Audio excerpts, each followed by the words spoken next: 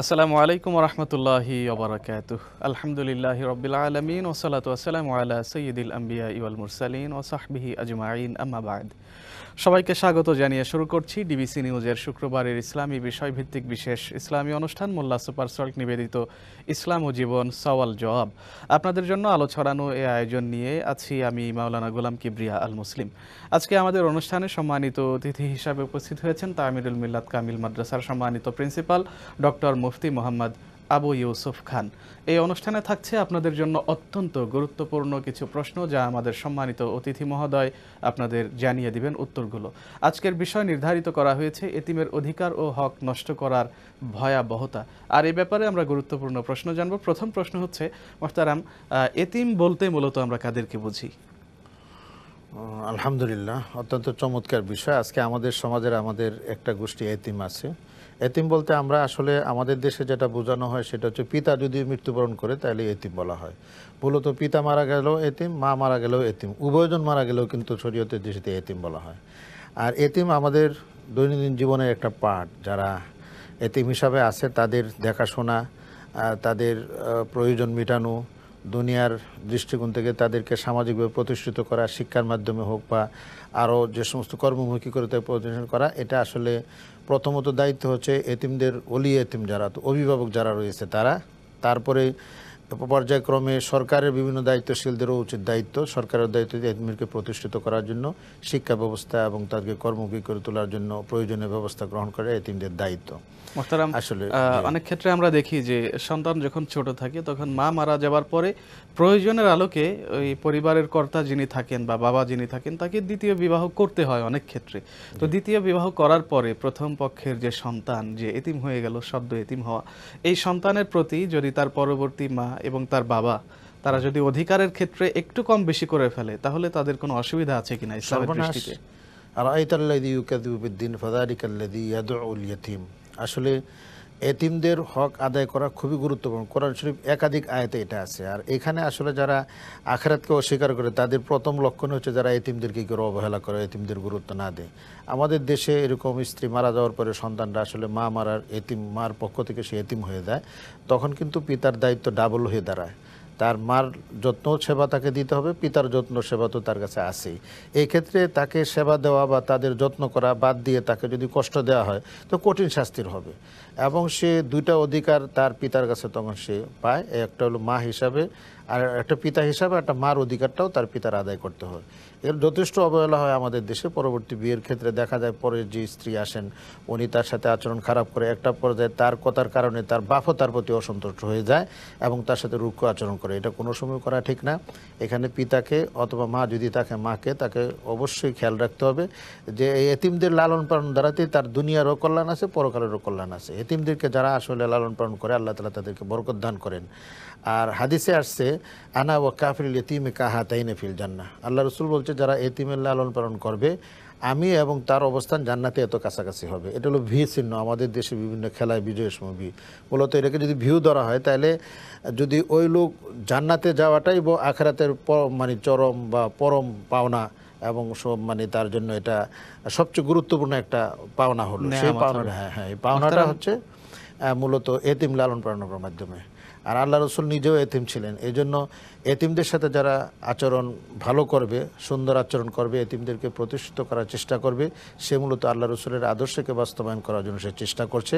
এই ক্ষেত্রে তাকে ওই যে লাকাদ কানা লাকুম ফি রাসূলিল্লাহি উসওয়াতুন হাসানা যে আয়াতটা আছে, রসুলের যে উসওয়ায়ে হাসানার এটাও একটা অংশ, যে এতিমদের সাথে হুসনুল মুআশারা মাল আইতাম, এতিমদের সাথে সুন্দর আচরণ করা। এখন আচরণের ক্ষেত্রে যে কাজগুলো করতে হবে, প্রথমত আসলে এতিমের শারীরিক লালন পালন যেটা আছে এটা দায়িত্ব নিতে হবে। বয়সের সাথে সাথে তাকে প্রাথমিক শিক্ষা যেগুলো দিতে হবে, এবং শিক্ষার সর্বোচ্চ তাকে নিতে না পারলেও একটা পর্যায়ে নিয়ে তাকে আসলে কর্মমুখী শিক্ষা দেওয়া, যেন সে এতিম হতে পারে। প্রাপ্তবয়স্কের আগেই তার এই শিক্ষাটা হয়ে দেওয়া দরকার।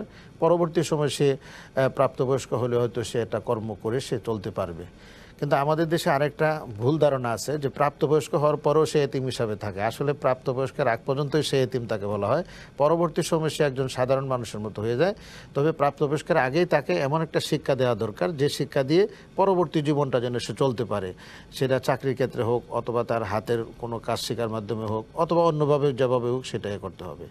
এখানে আরেকটা জিনিস আছে, এতিমদের অনেক সম্পদ থাকে, পিতামাতা যখন না থাকে এতিমদের সম্পদ আসলে অনেকে আদায় করে না, এরা দুর্বল হওয়ার কারণে চাপ সৃষ্টি করতে পারে না, ফলে এতিমদের সম্পদটার ক্ষেত্রে তারা অনেক অবহেলা থাকে। কিন্তু আল্লাহ তাআলা কিন্তু ওয়াতুদাল হুব্বাহু ওয়াল আইতাম, কোরআন শরীফে যে আয়াতটা আছে যে এতিম এবং আত্মীয় স্বজনদের অধিকারগুলো কী করে আদায় করে দেওয়া। এক্ষেত্রে অলিদের যারা মুরব্বী লেভেলে আছে তাদের প্রথম দায়িত্ব হবে যে এতিমের সঠিক প্রাপ্যটা যতদিন সে অপ্রাপ্তবয়স্ক থাকে তাদের দায়িত্বে রাখা, যখন সে প্রাপ্তবয়স্ক হয়ে যাবে অবশ্যই তাকে সেটা পুঙ্খানুপুঙ্খানু বুঝাই দিতে হবে। তারা অনেক ক্ষেত্রে দেখি যে দাদা জীবিত আছেন কিন্তু এমতো অবস্থায় বাবা ইন্তেকাল করেছেন, তো এই এতিম সন্তানদের পরিচালনা করা এবং তাদের দায়ভার কি দাদার উপরে পড়বে না কার উপরে? এখানে কিন্তু আসলে মানুষের একটা ভুল ধারণা যে বাপ দাদা থাকতে বাপ মারা গেলে সন্তানরা এতিম নাতিরা ওয়ারিস পায় না। এখানে শরীয়ত কিন্তু ওয়ারিস থেকে তাদেরকে বঞ্চিত করেছে, কিন্তু দাদার উপরে ওসিয়ত ওয়াজিব করে দিয়েছে। আর ওসিয়ত কিন্তু মানে তার যে অধিকার হিসাবে যতটুকু পাইতো ওয়ারিস হিসেবে তার চেয়ে বেশি দিতে 1/3 তাকে দিতে পারে। এক্ষেত্রে তো অবশ্যই দাদা জীবিত থাকতে তাদেরকে প্রতিষ্ঠিত করা, তাদেরকে শিক্ষা দেওয়া, তাদের জন্য ওসিয়ত করে যাওয়া যে ঠিক আছে একটা সম্পদ অংশ তাদের থাকবে, এবং এটা যদি দাদা করে না যায় কিন্তু দাদা গুনাহগার হবে অনেক ক্ষেত্রে। আর আমাদের দেশে একটা সহজ কথা কয় বাপ থাকতে দাদা না দাদা থাকতে বাপ মারা গেছে ওয়ারিস থেকে বঞ্চিত হয়ে গেছে, অথচ এটা শরীয়ত আরও বেশি সুযোগ দিয়েছে, কারণ ওয়ারিসে সে যা পাইতো তার চেয়ে সে ডাবল পাওয়ার সুযোগ আছে, অর্থাৎ তার চেয়ে বেশি পাওয়ার সুযোগ তার আছে। এই সুযোগটা সরকার মানে আল্লাহ করে দিয়েছে এই জন্যই যেন এতিমরা আরও সুন্দরভাবে প্রতিষ্ঠিত হইতে পারে আর দাদা তার চোখের সামনে তাদেরকে প্রতিষ্ঠিত করে যেতে পারে। এটা আসলে মূল হেকমত। কিন্তু হেকমতটাকে আমরা এইভাবে না বলে ওইভাবে বলছি যে দাদা থাকতে বাপ মারা গেলে এতিমরা বঞ্চিত হয়ে যায়, কথাটা আসলে এরকম না। হ্যাঁ, ভুল মেসেজ। আজকে আপনি দেখেছেন, আমি দেখলাম যে একটা নিউজে যে কতগুলা কাজ যে এতিমের দাদার থেকে এতিমরা তার বাপের সম্পদটা পাবে, এটা পাবে না শুধু, এটা তো দিবেই, তার চেয়ে বেশিটাও তারা দিতে হবে, এটা মুআমালাতের অন্তর্ভুক্ত। এই ব্যাপারটা অবশ্যই আমরা যারা শুনছি বা দেখছি খেয়াল রাখতে হবে যে অনেক আমাদের সমাজের মধ্যে এরকম আছে যে বাপ মারা গেছে দাদা রয়ে গেছে, তাদের অধিকারটা অবশ্যই পূরণ করে দিতে হবে। আল্লাহ তাআলা তাদেরকে দুনিয়াতেও বরকত দান করে এবং পরকালে অবশ্যই তাদেরকে যাজায়ে হাসানাত দান করে। বিশেষ করে যখন বাবা মারা যায় একটা ফ্যামিলিতে তখন বড় ভাই বা বড় বোন তারাই ফ্যামিলির দায়িত্বভার গ্রহণ করে। তো বাবা মারা যাবার পরে তাদের অবশিষ্ট যে সম্পদ এটা ভাগ বন্টন হবার পূর্বেই বাড়িতে যদি কোনো অবিবাহিত বোন থাকে যাদেরকে বিয়ে দেওয়া প্রয়োজন, তো এই বোনের বিবাহ কি তারা সম্পদ বন্টনের পরে বোনের অর্থ থেকে ব্যয়ভার বহন করবে নাকি যে ফ্যামিলির কর্তা ব্যক্তি আছেন তিনি দায়িত্বভার গ্রহণ করবেন? না, এখানের মাসলা হলো যদি কেউ মারা যায় তাহলে তার সম্পদ হলো মানে তারিকা, এটাকে আরবিতে বলা হয় পরিত্যক্ত সম্পদ। এই সম্পদের 4টা অধিকার থাকে। প্রথমত তার কাফন দাফনের খরচ এখানে দিবে, দ্বিতীয় হলো তার যদি কোনো ঋণ থাকে ছেলের পরিশোধ করবে, তৃতীয়ত হলো তার যদি কোনো ওসিয়ত থাকে যে সুস্থ অবশ্যই ওসিয়ত করে সেটা দিবে। এরপরে যে সম্পদটা যেটা থাকবে সেই সম্পদটাকে লিযাকারি মিসলু হাদ্দিল উনসায়াইন, মানে ছেলে ডাবল পাবে মেয়ে অর্ধেক পাবে, সেই হিসাবে যে শরীয়তে ইউসিকুমুল্লাহু লিযাকারি মিসলু হাদ্দিল উনসায়াইন যে আয়াতটা আয়াতে মিরাজ, সেই হিসাবে তাকে বন্টন করতে হবে। এখানে বোনকে আগে বিয়ে দিতে হবে তারপরে সম্পদ বন্টন করতে হবে, অথবা বোন সম্পদ থেকে এই ধরনের কোনো প্রশ্ন নাই। তখন সম্পদ এটা ইন্ডিভিজুয়াল হয়েছে সেখানে। এখন বাইরা যদি অধিকারী হিসাবে তার সম্পদ থেকে দেয় অথবা যেখান থেকে ব্যবস্থা করে, তাদের একটা দায়িত্ব, বোনের বিয়ের দায়িত্বটা তাদের একটা সামাজিক দায়িত্ব চলে আসে। এই ক্ষেত্রে বোনের সম্পদ তো নিতে পারে, তাদের সম্পদ তো দিতে পারে, এটা কোনো বাইন্ডিংস নাই। কিন্তু এতটুকু করতে হবে যে বেরাসত ওই তৃতীয় অংশ থেকে বেরাসতের মালটা লিযাকারি মিসল শরীয়ত মোতাবেক বন্টন করে দিতে হবে। এখানে কিন্তু বন্টন করে না, এটা হলো সবচেয়ে কঠিন ব্যাপার। অধিকার অনেক বঞ্চিত দিচ্ছে না, লামসাম একটা দিয়ে ভালো ভালো জিনিসটা হয়তো তারা নিল, দুর্বলটা বোনকে দিল, অথবা একটা লামসাম দিয়ে বোন থেকে যত্ন করে মানে নিয়ে নিল সেখানে, আর বোনও সেই শক্তি প্রয়োগ করতে পারে না কারণ তার সেই শক্তি নাই। কিন্তু এই ক্ষেত্রে শরীয়ত কিন্তু এটা শক্তি দিয়েছে, মিনবাদি ওসিয়তি ইউসি বিহা দাইন, এখানে ওসিয়ত আদায় করতে হবে, ঋণ আদায় করতে হবে এবং বাকি সম্পদ থেকে মানে যে নির্দিষ্ট নিয়ম রয়েছে কোরআনের, সেই সেটা কোরআনের নিয়ম বন্টন অনুযায়ী করে হবে। দিতে হবে। এই বন্টনটা কিন্তু খেয়াল রাখতে মোহতারাম, হবে, কোনো হাদিসের বন্টন নেই, কোরআনে কিন্তু সরাসরি। জি মোহতারাম, সুতরাং এটা যদি কেউ অস্বীকার করে তাহলে কোরআনকে অস্বীকার করলো। মোহতারাম আবারও আসবো ইনশাআল্লাহ তাআলা, ছোট্ট একটি বিরতি জি দিচ্ছি। জি ইনশাআল্লাহ। প্রিয় দর্শক, আপনারা দেখছেন ইসলামী বিষয়ভিত্তিক বিশেষ অনুষ্ঠান মোল্লা সুপার সল্ট নিবেদিত ইসলাম ও জীবন সওয়াল জবাব। এ পর্যায়ে যাচ্ছি ছোট্ট একটি বিরতিতে, সঙ্গেই থাকুন। বিরতির পর আবারও স্বাগত জানাচ্ছি ডিবিসি নিউজের শুক্রবারের সাপ্তাহিক অনুষ্ঠান মোল্লা সুপার সল্ট নিবেদিত ইসলাম ও জীবন সওয়াল জবাব।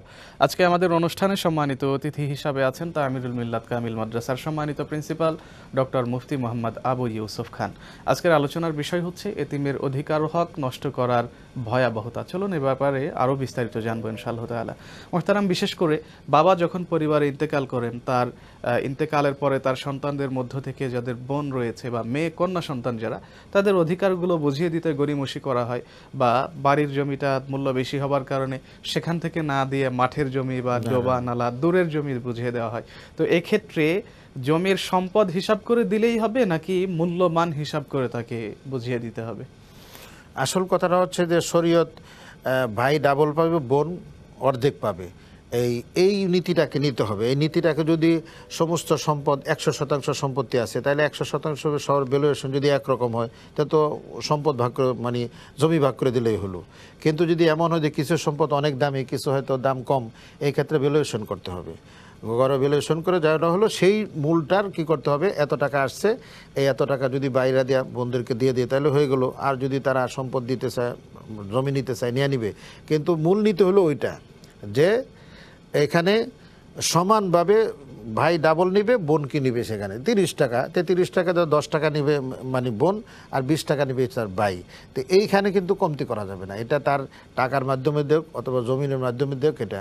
আর যে কটা আপনি বলছেন যেটা আমাদের সমাজে খুবই প্রচলিত দেখা যাচ্ছে যে আসলে ভাইরা ভালো ভালো জায়গাগুলো রেখে দেয়, বোনদেরকে দুর্বল জায়গাটা দেয়। এটা আসলে ওয়ারিসদের হকের ক্ষেত্রে এটা শরীয়ত ভায়োলেশন হচ্ছে, এবং এর জন্য দুনিয়াতেও একটা সময় সে বদনামের ভাগী হবে, পরকালে আল্লাহর কাছে কঠিন শাস্তির সম্মুখীন হবে।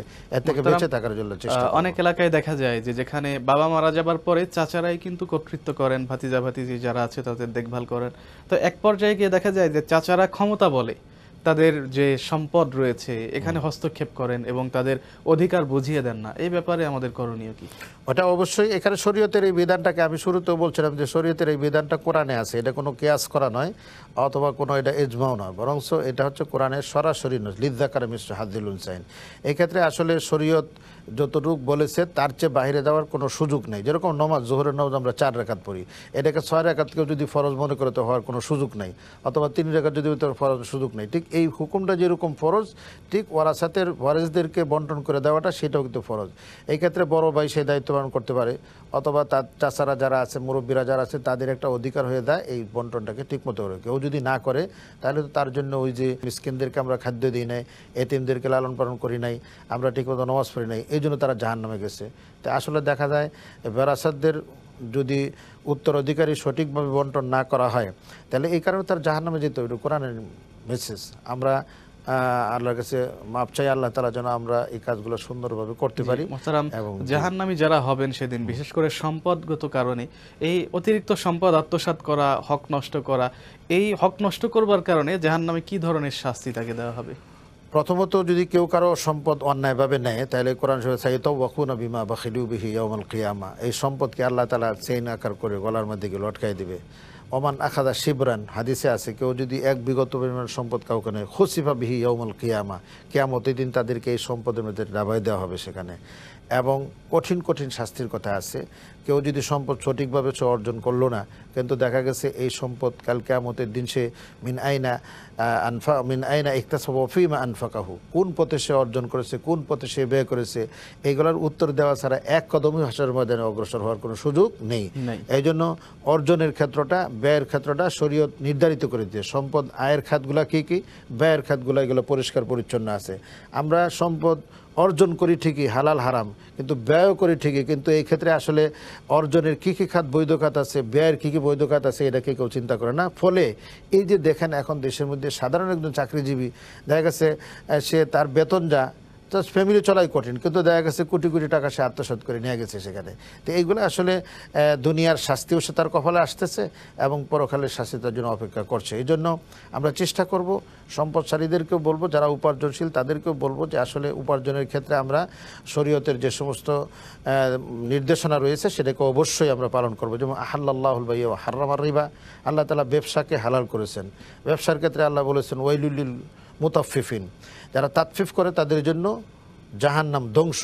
তাতফিফের অর্থ হলো মানুষের থেকে নেওয়ার সময় বেশি বেশি নেয়, দেওয়ার সময় কম দেয়, যেটা আমাদের দেশে সবচেয়ে বেশি দেখা যায়।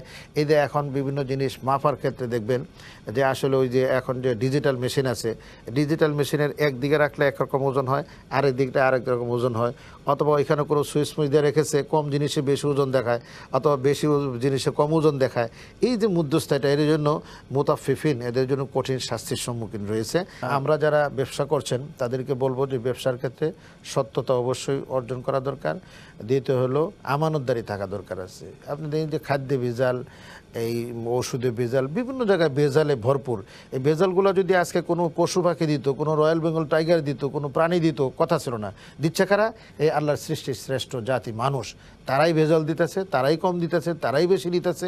এই ক্ষেত্রে আল্লাহ তাআলা কিন্তু মানুষকে বিবেক দিয়েছেন, এই জন্য এই বিবেকের ক্ষেত্রে সতর্ক থাকতে হবে। মুহতারাম, এতিমের অধিকারের ব্যাপারে আরো গুরুত্বপূর্ণ প্রশ্ন। কোন এতিম যদি সম্পদের মালিক হয় যেটা নেশাব পরিমাণ বা তারও বেশি, তো 1 বছর অধিকার, 1 বছর সময় তার কাছে মজুদ রয়েছে, তো এমন অবস্থায় এতিম কি নেশাব পরিমাণ সম্পদ মজুদ থাকার পরেও যাকাত আদায় করবে? না, এখানে হচ্ছে এতিম যখন অপ্রাপ্ত বয়স্ক থাকে তখনই তো সে এতিম। এতিমের মাল তখন তাদেরকে বুঝাই দেওয়া হয় না, মাল বুঝাই দিয়ে প্রাপ্তবয়স্ক হওয়ার পরে। এর আগে সম্পদটা তার যে কোনো একজন বৈধ গার্জিয়ানের কাছে থাকে। সেই গার্জিয়ান যদি তার পক্ষ থেকে সে তার এতিমের সম্পদ থাকে না, তার পক্ষ থেকে সে আদায় করতে এতিমের জাকাত ফরজ আদায় হয়ে যাবে। কিন্তু এতিম যখন প্রাপ্তবয়স্ক হবে তখন তার অবশ্যই সে জাকাতগুলো তার দিতে হবে। এর আগে তার উপরে জাকাত ফরজ হয় না, কারণ জাকাত একটা ইবাদত। এই ইবাদতটা ফরজ হয় কিছু শর্ত সাহিত্য, আকেল বালেগ হইতে হবে। সে প্রাপ্তবয়স্ক তো তখন ফরজ না। তবে যদি আদায় করে তাহলে সেটা আদায় হবে, মুসাবির অংশীদারি হবে। আদায়টা করবে তার ওলিয়ে এতিমের অভিভাবক, মুরব্বী হিসাবে। অর্থাৎ কোনো মানুষকে যদি পাওয়া যায় যে যিনি বোধপত্তিহীন, পাগল, বা তিনি স্বাভাবিক বুঝ বুঝেন না, কিন্তু তার কাছে বেশ কিছু অর্থ আছে, তো এই অর্থ পাওয়া গেলে এই অর্থ কি তার কল্যাণেই খরচ হবে নাকি রাষ্ট্র নিয়ে নিতে পারবে? হ্যাঁ, ওই যে বলা তু সুফাহা, এখানে কিন্তু এতিমের সাথে সুফাহা আছে। সুফাহা মানে তাদের আকল বুদ্ধি কম, বাস্তবতা বুঝে না, মুআমালাত বুঝে না কিছু, তাইলে সেই ক্ষেত্রেও তার সম্পদ তার কাছে দিতে হয় না। তার একজন শরীয়ত বৈধ একজন অভিভাবক অথবা সরকার তার অভিভাবক হিসাবে সেই কাজটুকু করবে। তার সম্পদ থেকে তার জন্য ওষুধের, তার চিকিৎসা তার জন্য ব্যবহার করতে পারে, এটা কোনো অসুবিধা বলি। তবে এটা ইনসাফ করতে হবে।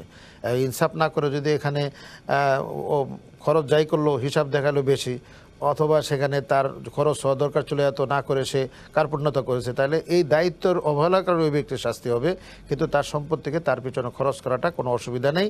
তবে খরচ করার ক্ষেত্রে একজন শরীয়তসম্মত অভিভাবক, সেটা তার স্থানীয় অভিভাবক হতে পারে। যদি কোনো অভিভাবক পাওয়া না যায় তাহলে সরকারের দায়িত্ব হবে তার এই দেখাশোনার দায়িত্ব সেটা, এবং সরকার তার এই সম্পদ থেকে ব্যয় করতে পারবে। যদি তার সম্পদ না থাকে তাহলে সরকারের খাত থেকে হলেও তার কি করতে হবে? মানুষ হিসেবে তাকে সেবা দিতে হবে, সরকারের সেই খাত আছে সেখানে। জি মুহতারাম, সর্বশেষ যে প্রশ্নের উত্তর আমরা জানবো, এতিমের হক যারা নষ্ট করবে কিয়ামতের দিন তাদের কি অবস্থায় ওঠানো হবে? আসলে এতিমের হক যারা নষ্ট করবে কিয়ামতের দিন তাদেরকে কঠিন শাস্তির সম্মুখীন হতে হবে, এবং তারা সেদিন আফসোস করে ওই যে অনেক সওয়াব নিয়ে যাবে, কিন্তু দেখা যাবে এতিমের হক নষ্ট করার কারণে আল্লাহ তাআলা তাদেরকে তখন বলবে যে এতিমের হকটা তুমি আদায় করো। তখন তার নেক আমল দিয়ে আদায় করতে করতে একটা সময় সে আমলহীন হয়ে সে জাহান্নামে যাবে সেখানে। এই জন্য এতিমদের হক আদায় করাটা এটা শরীয়তের একটা ফরজ বিধান। আমরা সেটাকে আদায় করার চেষ্টা করব। আল্লাহ তাআলা আমাদেরকে তৌফিক দান করুক। কোনো ক্ষেত্রেই এতিমের কোনো সম্পদ আসলে পেটে ঢুকানো মানে আগুন, অগ্নি সে ঢুকাচ্ছে পেটের মধ্যে। সায়াসলাউনা ফি বুতুনিহিম নারা, তারা তাদের পেটের মধ্যে জাহান্নামের আগুন যেন ঢুকাচ্ছে। এই জন্য এতিমের সম্পদ কোনো কর্মেই খাওয়া যাবে না।